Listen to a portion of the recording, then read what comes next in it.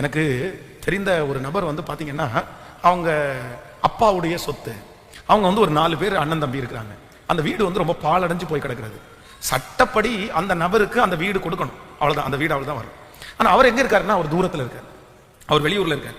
இப்போ வந்து எல்லாரும் சொல்றாங்க, சுத்தி இருக்கலாம் சொல்றாங்க, எப்பா இந்த வீடு உனக்குரியது, இந்த வீடு நீ எடுத்துக்கோ அப்படின்னு சொல்றாங்க. ஆனா இவருடைய மனசுக்கு தெரியுது, இல்ல இவங்க வந்து நல்ல மனதோட சொல்லல. அங்க இருக்கிற இன்னொரு பிரதர் என்ன பண்றாருன்னா, அந்த இடத்துக்காக அவர் ஃபைட் பண்ணிட்டே இருக்காரு. எப்படியாவது எனக்கு கிடைச்சா பரவாயில்ல.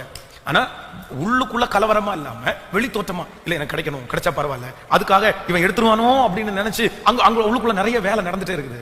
ஆனா உண்மை என்ன அப்படின்னு சொன்னா, அந்த மனுஷன் ஒரு நாள் உட்கார்ந்து யோசிக்கிறாரு, சரி இது 500 கிலோமீட்டருக்கு அந்த பக்கம் இந்த வீடு இருக்குது, இந்த வீட்டை 500 கிலோமீட்டருக்கு இந்த பக்கம் நான் வச்சுட்டு நான் வாடகை கொடுத்தா கூட இந்த அளவு தான் பணம் கிடைக்கும். அதே இது என்னுடைய சகோதரனுக்கு நான் கொடுத்துட்டேன் அப்படின்னு சொன்னா, அந்த பணத்தை நான் வாங்கிட்டு போய் நான் குடியிருக்கிற பட்டணத்துல நான் செட்டில் ஆயிடலாம், நான் அதற்காக ஒரு இடத்த வாங்கிடலாம். ரொம்ப அழகா பிளான் பண்ணி அந்த காரியத்தை முடிக்க போகும்போது ஒருத்தர் வந்து பின்னாடி சொல்றாரு, என்னப்பா உனக்கு கிடைக்கிறத நீ விடலாமா? இது உங்க அப்பா சொத்து, நீ போராடணும், இதை வச்சுக்கணும், இதை நீ விட்டுருக்க கூடாது. தகப்பனாருடைய சொத்து உன்னை விட்டு போறது ஆசீர்வாத குறைவு, ஐயோ நீ இழந்துடாத, நீ அதை எப்படியாவது புடிச்சு வச்சுக்கோ. அப்போ கவனிங்க, சில நேரங்களிலே வந்து நம்மை சுற்றி இருக்கிறவர்கள் வந்து இப்படி ஏதோ ஒரு காரியத்திற்காக போராட சொல்லுவாங்க. இந்த ஜபத்துல யாருக்காக ஆண்டவர் இந்த வார்த்தையை பேசுறாருன்னு தெரியல, ஆனா எனக்கு அதுல லாபமே இல்லை, எனக்கு அதுல பெரிய வெற்றியே இல்லை. நான் ஒண்ணு இந்த சென்டிமெண்ட்ன்ற இந்த ஒன்றை வச்சுட்டு பல லட்சம் ரூபாயை யாராவது இழந்துட்டு இருக்கீங்களா? டென்ஷன் ஆயிட்டு இருக்கீங்களா? அதுக்காக குடும்பத்துக்குள்ள அத்தனை சண்டை வந்துட்டு இருக்குதா?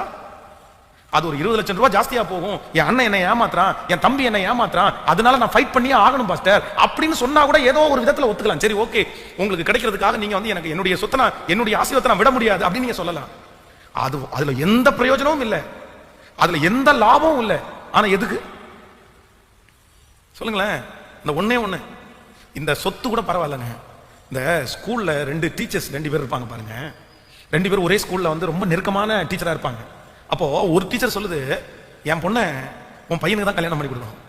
நம்ம 2 பேரும் யாரா இருக்கலாம்? நம்ம 2 பேரும் சம்பந்திங்களா இருக்கலாம். இந்த சம்பந்தி நம்ம வந்து சாகர வரைக்கும் சம்பந்தியா இருந்துடணும்.